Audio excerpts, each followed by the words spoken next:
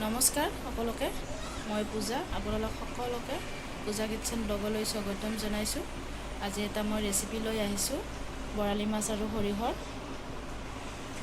বলক তেনেহ'লে দেৰি নকৰি আজি আমাৰ ৰেচিপিটোলৈ আগবাঢ়োঁ। আজিৰ ৰেচিপিটোৰ কাৰণে লাগিব 2টা পিঁয়াজ, এইখিনি সৰিয়হ আৰু বিলাহী আৰু কেইকুটামান নহৰু, আদা আৰু কেঁচা জলকীয়া।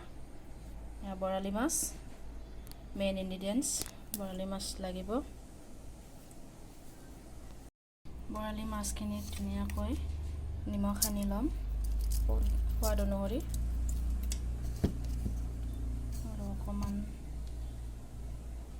অকণমান হালধি গুড়ি ছটিয়াই লৈ সানি ল'ম। আদা নহৰু পিছা হৈ গ'ল, আদা নহৰু জলকীয়া আৰু এয়া মাছ, বৰালি মাছ।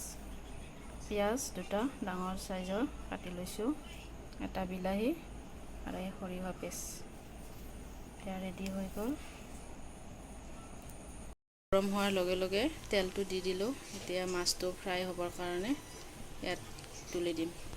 বৰালি মাছখিনি কেৰাহীত ফ্ৰাই হ'বলৈ ৰাখি দিলোঁ। মাছ ফ্ৰাই কৰা একেখন কেৰাহীতে কেইটামান পাঁচফোৰণ দি লৈছোঁ, 2টা শুকান জলকীয়া দি লৈছোঁ, এইবিলাক তেজপাত দি লৈছোঁ, এইবিলাক আৰু লগত দি দিছোঁ কাটি থোৱা পিঁয়াজখিনি।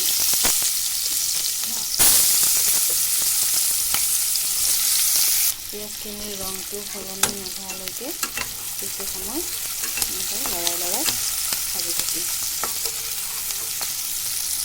পিঁয়াজৰ কালাৰটো খুব সুন্দৰকৈ সলনি হৈ আহিছে। এতিয়া মই আদা নহৰু পেষ্টখিনি ইয়াত দি দিম।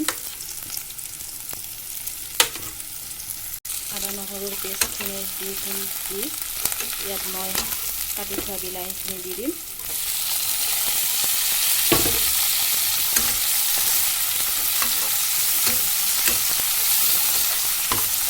কাটি থোৱা বিলাহীখিনি অকণমান সিজি আহিবৰ বাবে ইয়াত কিছু পৰিমাণৰ নিমখ ছটিয়াই দিওঁ।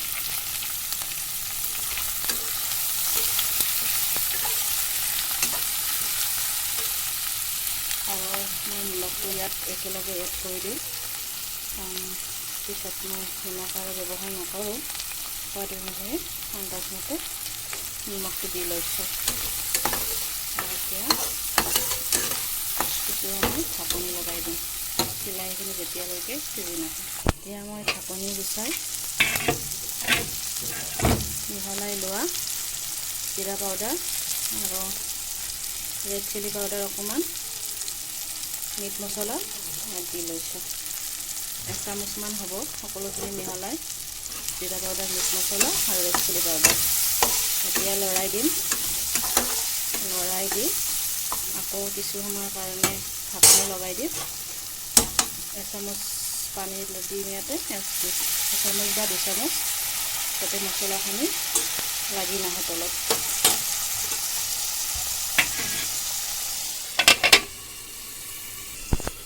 মই ঢাকনি গুচাই আৰু এবাৰ লৰাই দিম।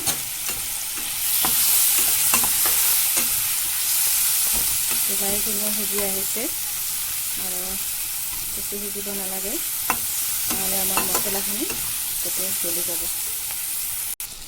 এতিয়া ইয়াত মই পেষ্ট বনাই থোৱা সৰিয়হ দি দিম।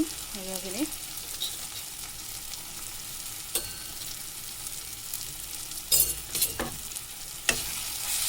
লৰাই দিম। বহুত বেছি ভাজি নাপালাব সৰিয়হখিনি, নহ'লে তিতা লাগি যাব। মই হালধি মিহলাব পাহৰি গ'লোঁ, এতিয়া মই হালধিখিনি দি দিছোঁ।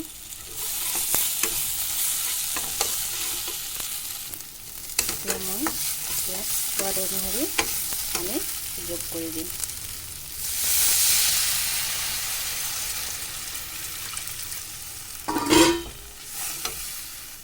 পানীখিনি আপোনালোকে আন্দাজমতে দি দিব। আপোনালোকে যিমানখিনি ব্যৱহাৰ কৰে বা যিমানখিনি পানী লাগে সিমানেই দিব। মই পিছে বেছি পানী ব্যৱহাৰ কৰা নাই ইয়াত। এতিয়া মই ইয়াত ফ্ৰাই কৰি থোৱা বৰালি মাছৰ দি দিম।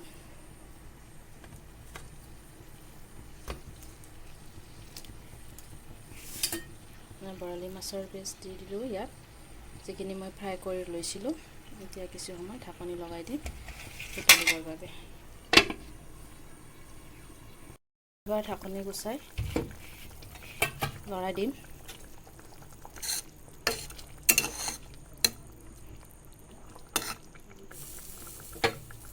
আমাৰ সৰিয়হ আৰু বৰালি মাছ ৰেডি হৈ গ'ল। এতিয়া ইয়াত মই 2টা কেঁচা জ্বলা দি দিছোঁ।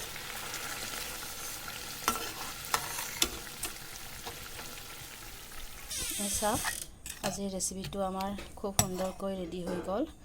বৰালি মাছ আৰু সৰিয়হ।